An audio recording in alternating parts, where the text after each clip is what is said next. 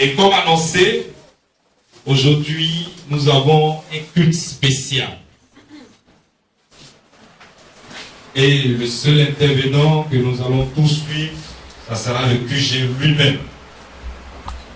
Et donc, nous allons répéter ce que le QG va dire. Mais bien avant son intervention, nous allons faire ce que nous avons pour habitude de faire avant la prédication. Pour dire que le dimanche passé, un enfant est rentré dans la bergerie. Un enfant est rentré dans la bergerie. Il a plu à notre Dieu de chercher son enfant jusqu'il se trouvait dans les coins-recoins, dans les lieux de prière, abusivement appelés église. Il a parcouru où il croyait trouver le refuge. Il a parcouru où il croyait trouver son bonheur. Mais là où il était fatigué, notre Dieu a tendu sa main et dit: viens mon enfant.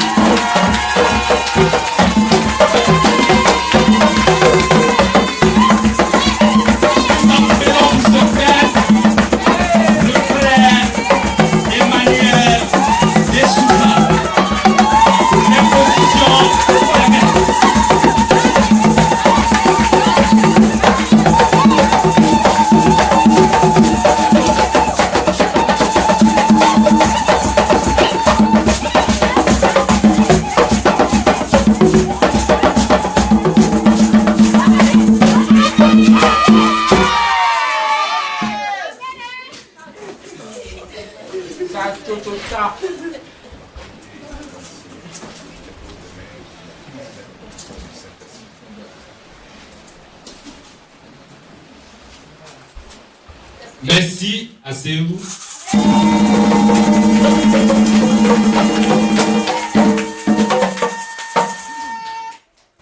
Ok, étant donné que c'est une culte spéciale, nous allons avoir une oreille tendue vers le QG.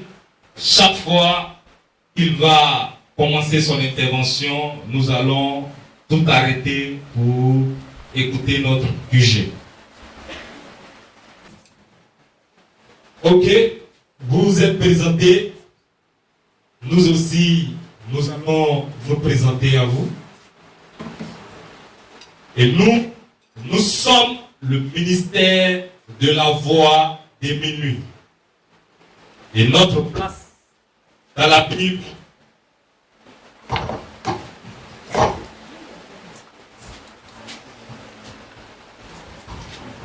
notre place et notre référence dans la Bible est Matthieu, le chapitre 25, les versets 1 à 6.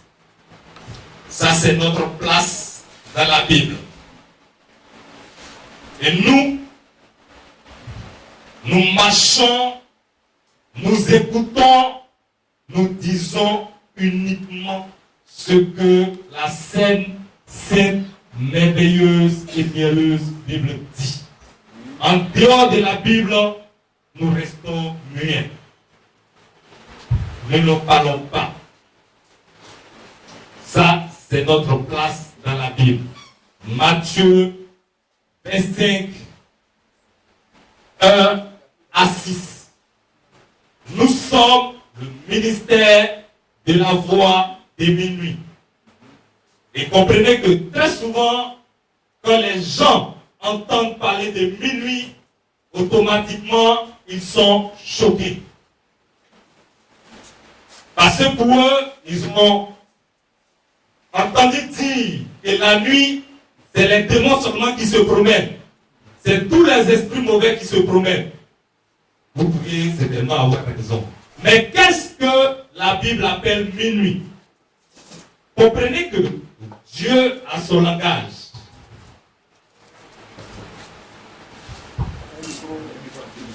Dieu a son langage. Et les êtres humains aussi ont leur langage. Qui n'ont rien à voir qui ne peuvent jamais se croiser. Et quand nous allons prendre la Bible selon Ésaïe 55, le verset 8,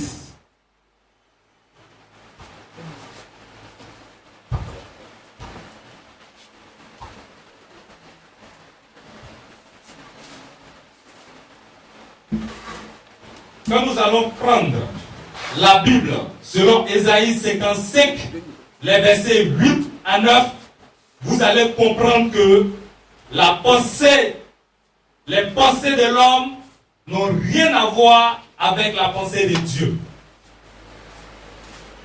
Et la Bible nous fait aussi savoir, selon Romains 3, le verset 4, que tout homme est menteur. Il n'y a que Dieu seul qui dit la vérité. En tant que chrétiens, qu'est-ce que nous devrons faire? Nous devrons dire la vérité. Mais qu'est-ce que c'est que la vérité? La vérité, c'est Jean 17, 17, la parole de Dieu. Il n'y a que la parole de Dieu seule qui est la vérité. Et Zacharie 8, le verset 16, nous dit ce que nous devrons faire les uns aux autres. Est-ce qu'on peut lire cela?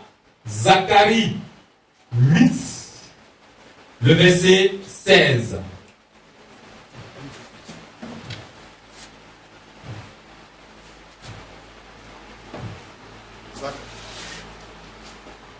Zacharie 8, verset 16.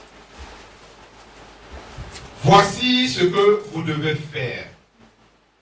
Dites la vérité, chacun à son prochain. Jugez dans vos portes selon la vérité et en vue de la paix. Amen. Dites la vérité, chacun à son prochain. Et c'est quoi la vérité? La vérité, c'est Jean 17, le verset 17, que nous allons lire. Jean 17. Jean 17, le verset 17. Sanctifie-les par ta vérité, ta parole est la vérité. Amen. Ta parole est la vérité. Il n'y a que la parole de Dieu seule qui est la vérité. Donc, si nous voulons dire la vérité, si nous nous disons chrétiens, si nous nous disons enfants de Dieu, ce que nous devrons faire, c'est de dire la vérité. La vérité, c'est pas quand tu as déposé une banane et tu viens, tu cherches, tu ne le trouves plus, tu demandes qui a mangé, quelqu'un te dit c'est moi qui ai mangé, c'est ça, c'est de cette vérité. Non, c'est pas de cette vérité que la Bible parle. La vérité, c'est la sainte, merveilleuse et glorieuse parole. Amen. Parce que Jean 1:1 nous fait savoir qu'au commencement était la parole. Au commencement n'était pas notre église. Au commencement n'était pas notre homme de Dieu. Au commencement n'était pas notre pasteur. Au commencement était la parole de Dieu. C'est pourquoi la vérité, c'est seulement la parole de Dieu. Mais qu'est-ce que l'homme va faire? L'homme va utiliser les mots que Dieu utilise et donner sa propre définition. Et c'est des définitions qui sont cohérentes, agréables à entendre, à telle enseigne que on croira que c'est la vérité. Alors que quand nous vérifions avec la Sainte Bible, nous réalisons que c'est du mensonge. C'est la pensée de Satan. Selon Matthieu 16, le verset 23 que nous allons lire. Matthieu 16, verset 23.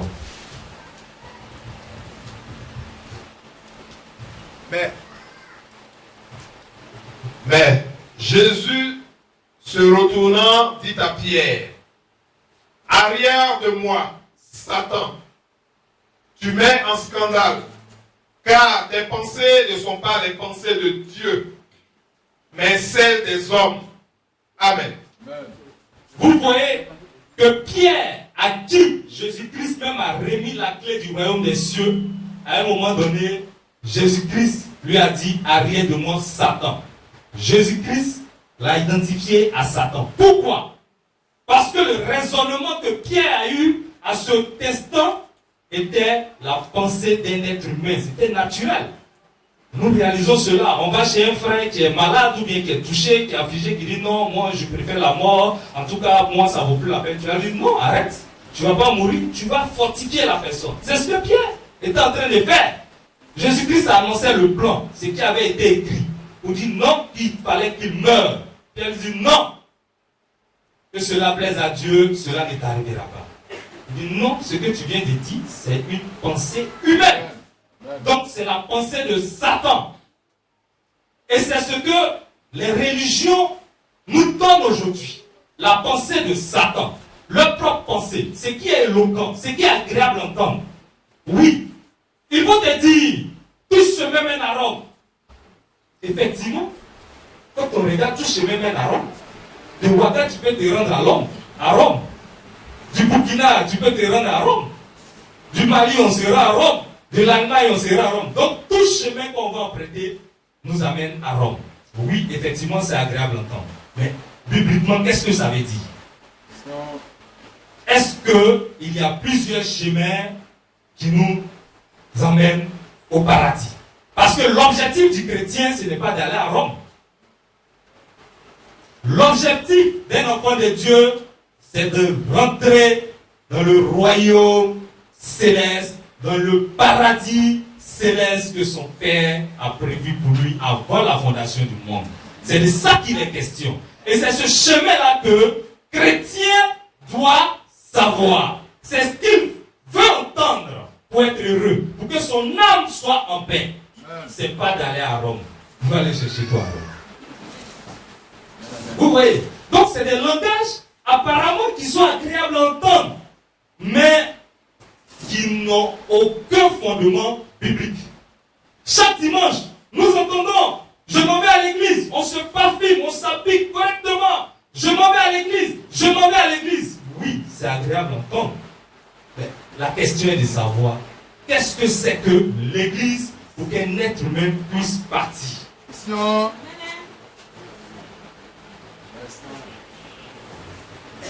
D'accord. Donc, comme je le disais, aujourd'hui est un culte spécial. Nous allons arrêter, suivre le programme du QG. Et pour les nouvelles personnes, juste après le culte, on va se retrouver dans la petite salle et puis nous allons nous exhorter.